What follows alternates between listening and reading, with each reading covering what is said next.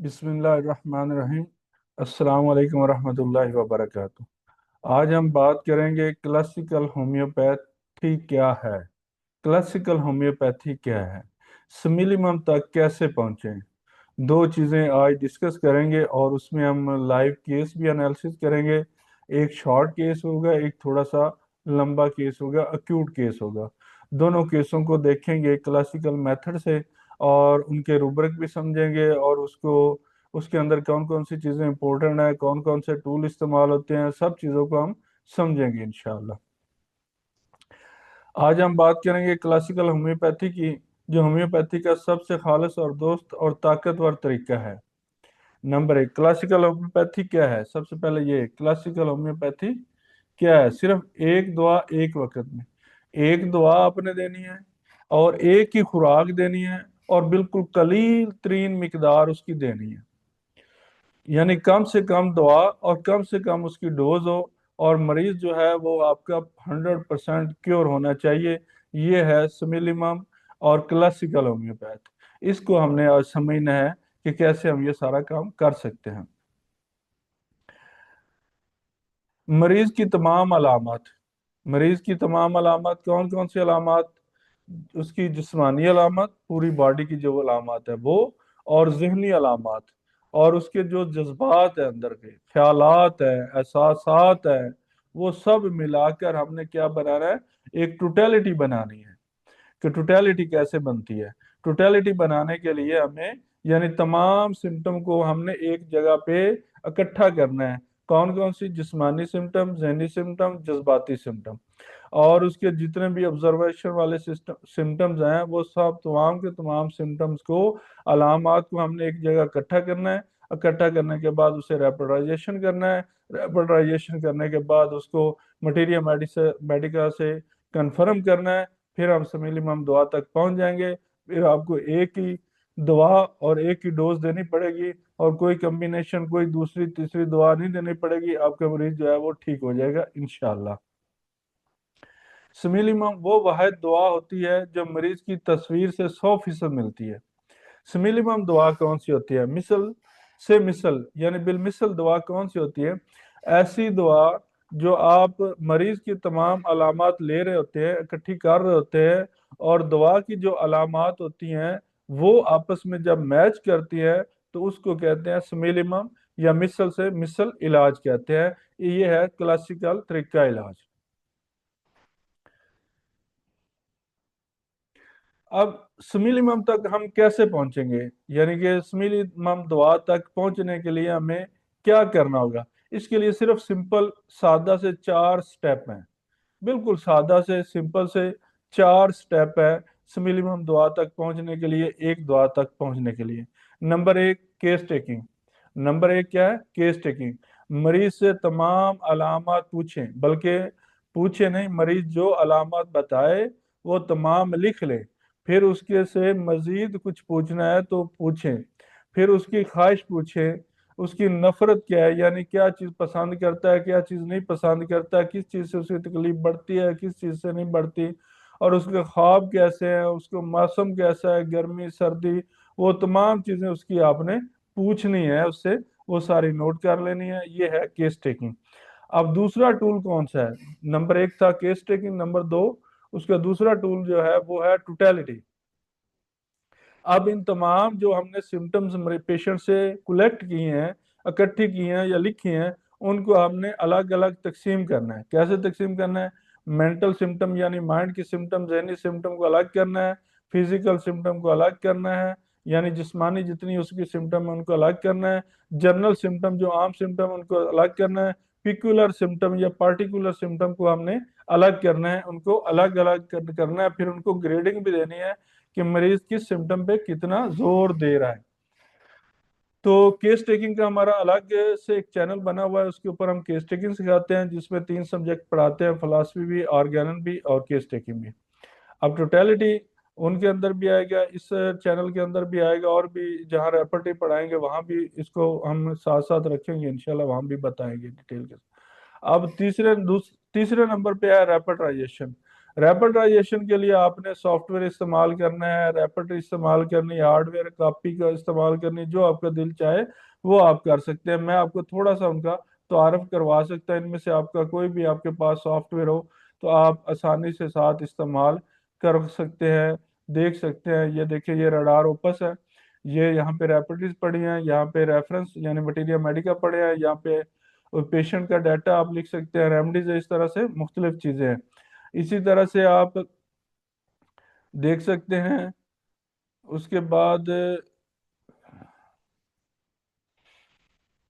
जोमियो, जोमियो ultimate में आ जाते हैं। जोमियो अल्टीमेट के अंदर भी ये सारी चीज़ें पड़ी हैं, रैपिडिस भी पड़ी हैं, मटीरिया मेडिका भी पड़े हैं, एक्सपर्ट सिस्टम भी पड़े हैं, और बहुत सी चीज़ें हैं।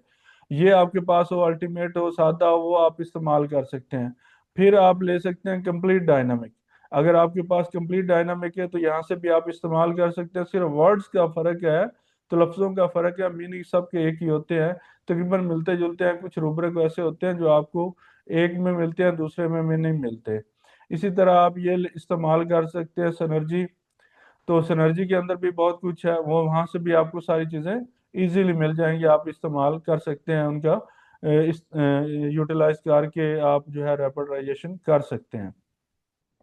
इसके अलावा भी आई एस आई विजन है, आपके पास मोबाइल ऐप है, जो भी आपके पास है वो चीज़ें आप इस्तेमाल कर सकते हैं।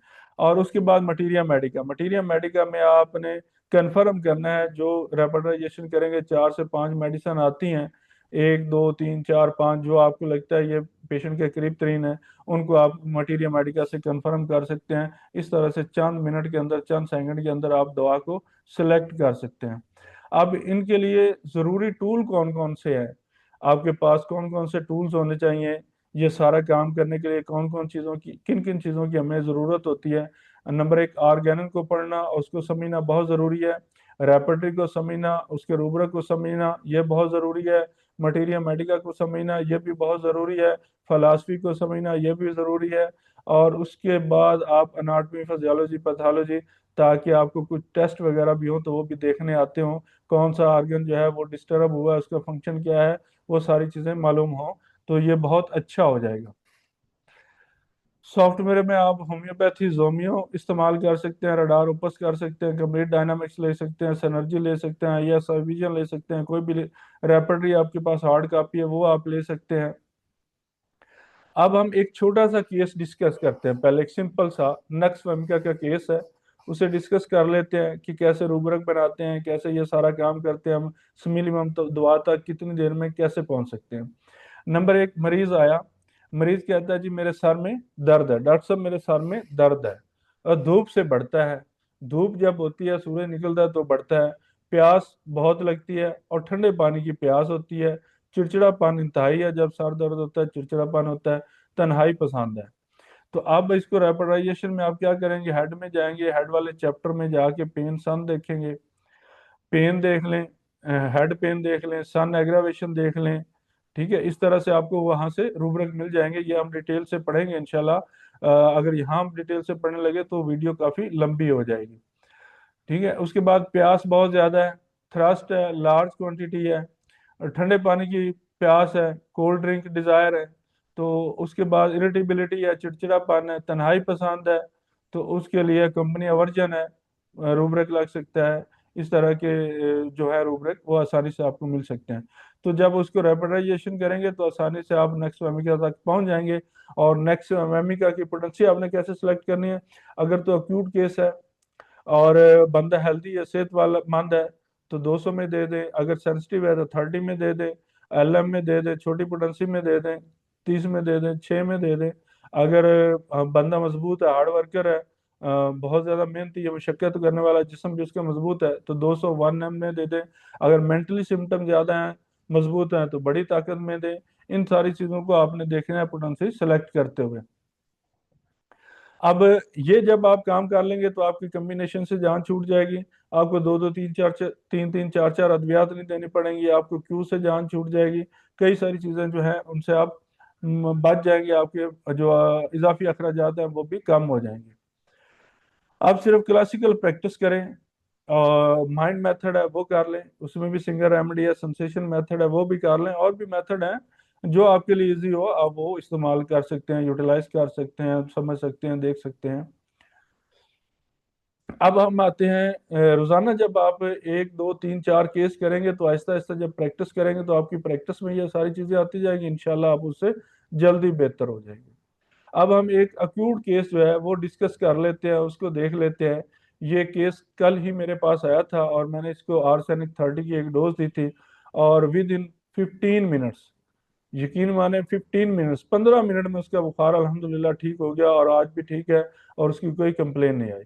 इसको हम डिस्कस करते हैं। बुखार ये था कि उसको बुखार था, कमजोरी थी, बलगम थी, खांसी थी। ठीक है। अब मरीज आया, मरीज आके बैठा और उसने जल्दी से बोलना शुरू कर दिया। क्या बोलना शुरू किया? पंजाबी में, वो पंजाबी था, पंजाबी ज्यादा बोलता था।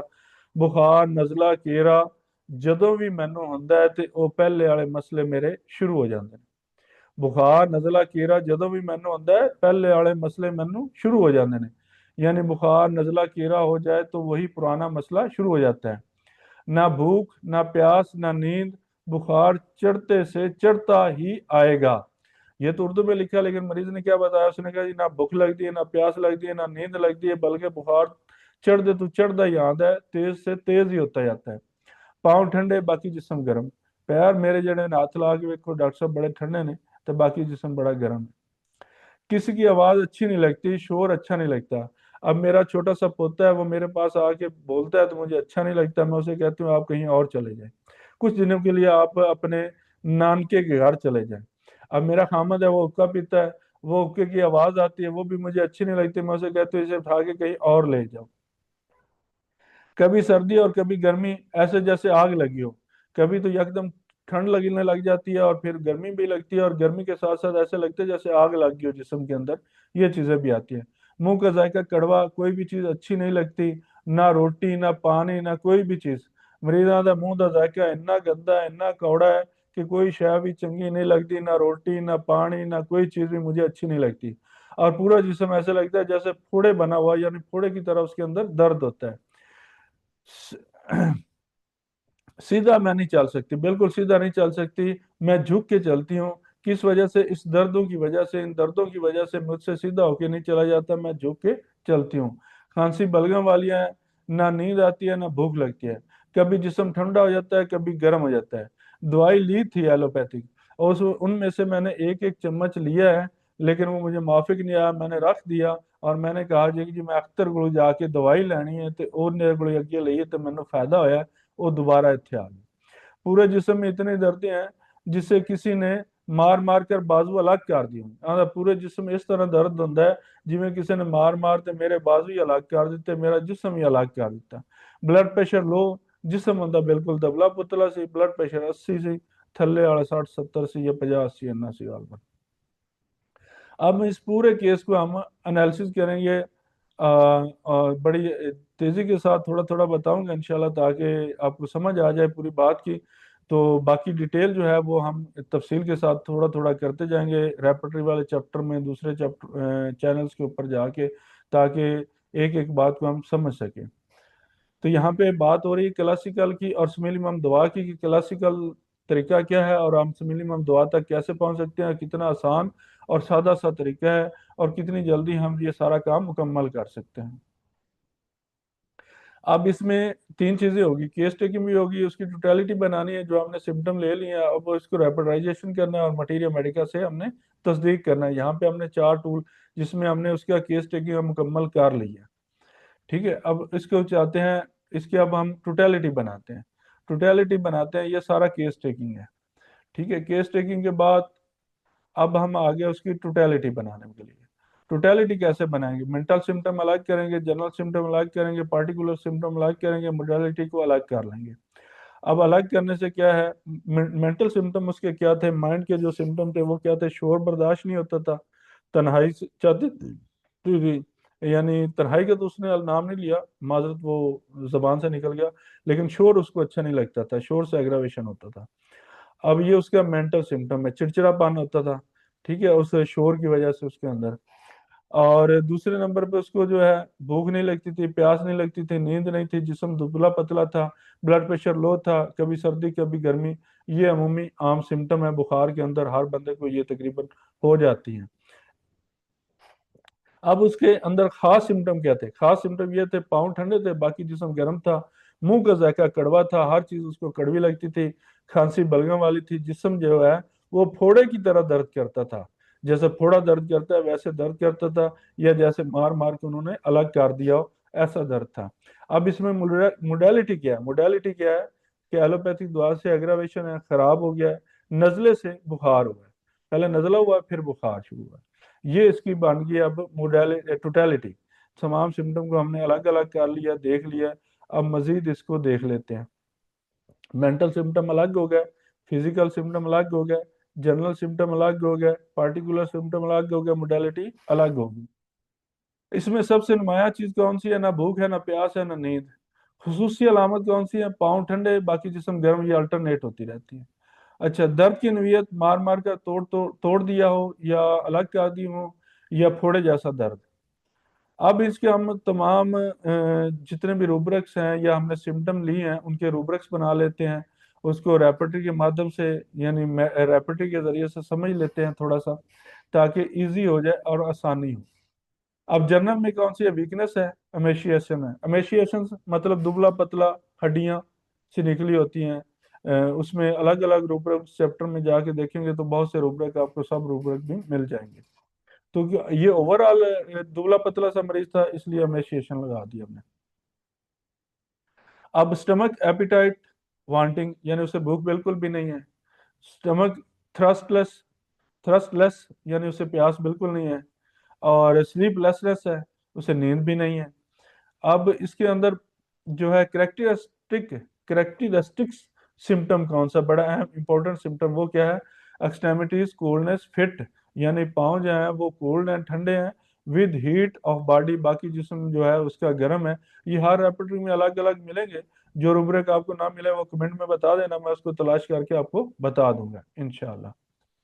अच्छा, mind irritability, noise from, fever, chillness with heat, कभी गर्मी कभी सर्दी। अल्टरन इसे चिलनेस अल्टरनेट भी देख ले सकते हैं, वहाँ अल्टरनेट के नाम से भी रूब्रिक मिल जाएगा। माउथ टेस्ट बिटर, यानी मुंह का जायका कड़वा है। रेपिटाइजेशन, respiration sorry, respiration cough, mucus बलगम वाला, उसको खांसी है, बलगम आ रहा है। जनरल पेन, ब्रेकिंग, असाउंडिंग, असाउंडर।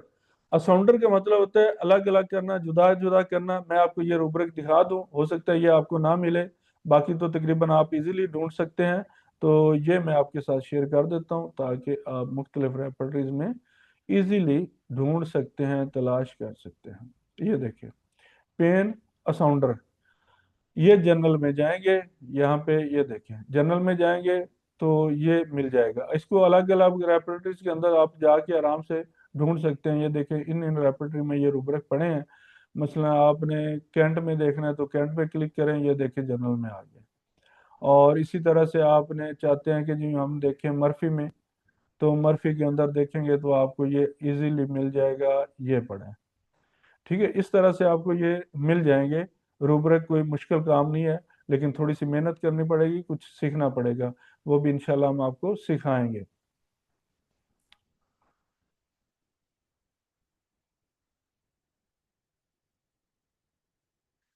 अब इसको हमने पूरे केस को जब रेपिटाइजेशन किया तो रेडार ओपस किया से कर लें, आप होम्योपैथ से कर लें, कंप्लीट डायनामिक्स से कर लें, सनर्जी के कर लें, ISI विजन से कर लें, मोबाइल ऐप से कर लें, किसी भी जो भी आपके पास सहूलत अवेलेबल है वहां से आप इसे रेपिटाइजेशन कर सकते हैं आसानी के साथ।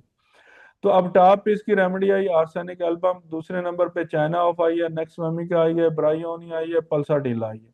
अब हम इसमें डिफरेंशिएट निकाल लेंगे, फर्क निकाल लेंगे कि फर्क कैसे निकालना है हमने।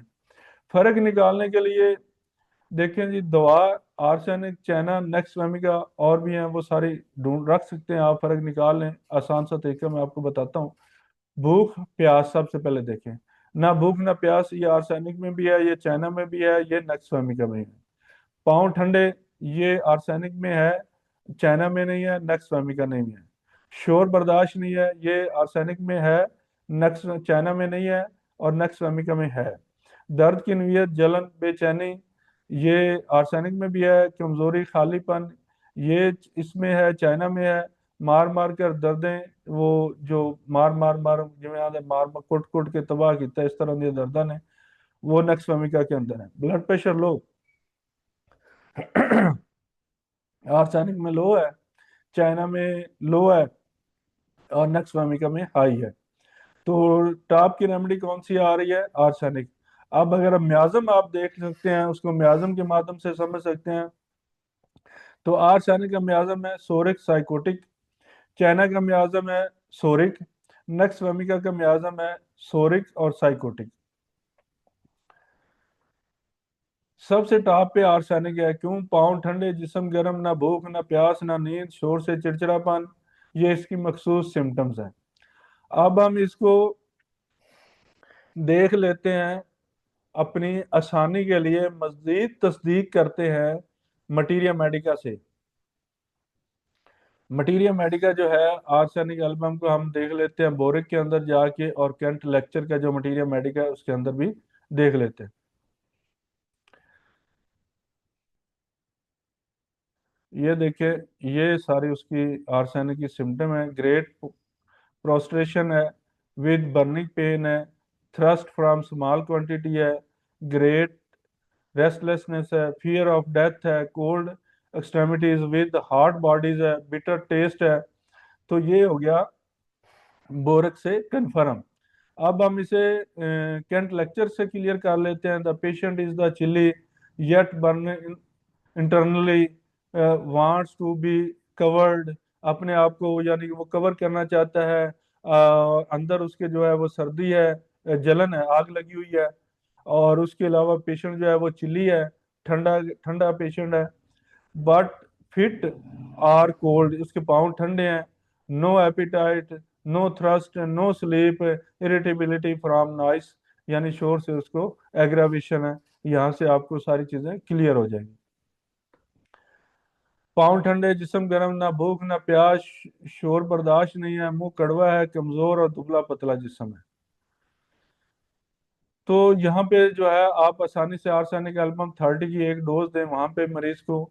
लेकिन एक चीज का और भी ख्याल रखना है, अक्यूट केस में बुखार में, अगर बुखार हो रहा होगा तो आप दवाई देंगे तो उसका बुखार और भी तेज हो सकता है। या तो बुखार को 3-4 घंटे हो गए हों, 2-3 घंटे, या फिर वो जब उतरने लगे तब दें तो ज्यादा बेहतर रहता है। और इसको बार बार रिपीट नहीं करना, सिर्फ एक ही डोज देनी है। और साथ में आपने एक आध खुराक दे देनी है, अगर जरूरत पड़े तो दोबारा इस्तेमाल करें, अदरवाइज जरूरत नहीं है। मैंने उसको लिए 32 पोटेंसी क्यों सिलेक्ट की थी? बिल्कुल दुबला पतला कमजोर पेशेंट था। वो 200 या 1 एम की जो है मार वो बर्दाश्त नहीं कर सकता था, वजन ज्यादा था, नहीं उठा सकता था। इसलिए मैंने उसे 30 में दी। अब मैं उसका इंतजार कर रहा हूँ, इंशाल्लाह ठीक है। एक ही खुराक से और एक ही दवा से मरीज अल्हम्दुलिल्लाह 100% ठीक है। एलोपैथिक दवा उसकी मुकम्मल तौर पर बंद कर दी है। तो ये था मुख्तसर सा कि हमने कैसे क्लासिकल तरीके से एक मिनिमम दवा तक पहुंचे हैं और मिनिमम डोज तक पहुंचे हैं। इसमें हमने क्या किया, केस टेकिंग की है, उसकी 15 अलामात ली हैं, टोटेलिटी बनाई है, जनरल करेक्टरिस्टिक्स और एप्रोजाइजेशन की है, तो आर्सेनिक टॉप पे आई है। मटीरियल मेडिसिन से इसको तस्दीक कर लिया। क्लासिकल होम्योपैथी, एक मरीज, एक दवा और शफा। अगर ये आपको वीडियो अच्छी लगी हो तो इसे लाइक करें, सब्सक्राइब करें और शेयर करें, इंशाल्लाह दूसरों का भी फायदा होगा। फिर मिलेंगे अगली वीडियो में इससे बेहतर तरीन तरीके से, और भी बेहतर करने की कोशिश करेंगे। ओके जी, अल्लाह हाफिज, अस्सलाम वालेकुम वरहमतुल्लाहि वबरकातुहू।